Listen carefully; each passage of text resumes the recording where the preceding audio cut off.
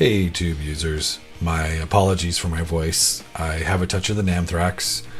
I've been very busy, and now that NAMM week is over, I wanted to check in and talk about what NAMM is and why it's good for musicians to go and be a part of it. I cut and edited my footage this way to give you a feeling of what it's like to be there. I think we did 20 miles of walking on day one. Just a quick heads up, I will not be giving any reviews, previews, or the like of the stuff I demoed and checked out on the show floor. It's very loud there, and over the years, I've started to notice my opinion of things tends to change once I have the finalized product in my home studio. It's just better for me to wait till the finished product is in my hot hands before I give out my thoughts. Mostly because of how much things can change before they go to market. Here we are going out into the food court and courtyard where people try and get away from the show for just a bit. Well, this year, the first couple of days I went with my band. And it was great fun. While you can get lost in the glitz and glamour of all the YouTube personalities and famous musicians, it's important to remember why you're there. And I'll get to that in a moment. So NAMM stands for the National Association of Music Merchants. It's an organization that is over 100 years old and does 2 trade shows annually. I get excited about NAMM. Every year I love to see the new gear and all the cool stuff that people are coming out with. But I really want to talk about why going to this larger-than-life trade show in particular can help you figure out some of the next steps in a music career. First, it can be a great place to network, build relationships with dealers, vendors, and manufacturers, as well as a good place to drum up some work. This poor guy here could not see. He had to be guided around the show. You couldn't see through the helmet. Anyways, if you're thinking of going, don't make the rookie mistake of blindly asking manufacturers and companies for endorsements.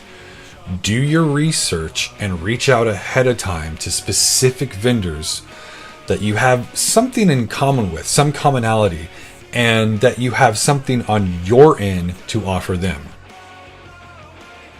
Oh, I know I just got done saying don't get caught up in the glitz and glam, but there's Ola England, and he's definitely somebody I enjoy.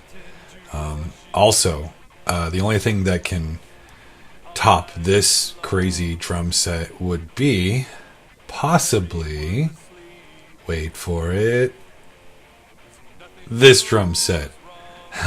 Danny Carey's of Tool.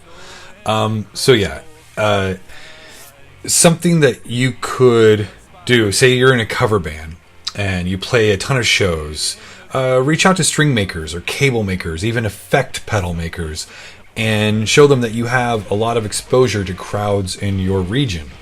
At first, maybe a deal can be struck for an artist rate so you can get their gear at cost plus a small percentage, as well as shipping. In exchange, you'd put up their banners when you play a show.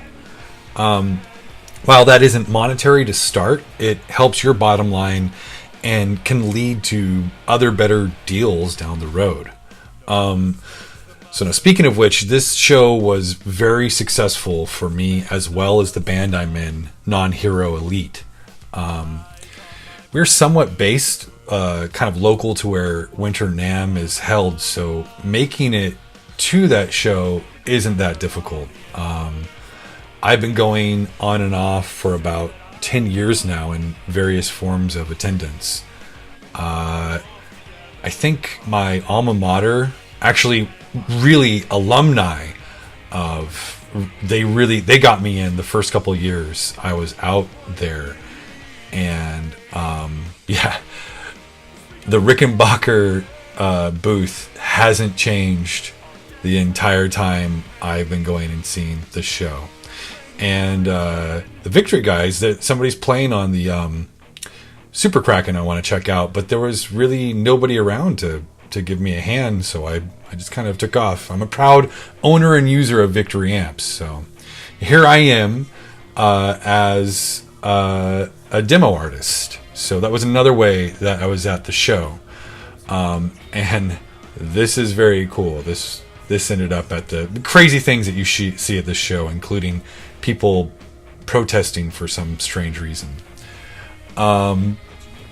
Being there can be grueling, but it can be great fun if you go with the right people. So, on your own, not so much. On that note, before I go, I want to give a very big shout out to Mason from Guitar Czar in Salt Lake City, Utah.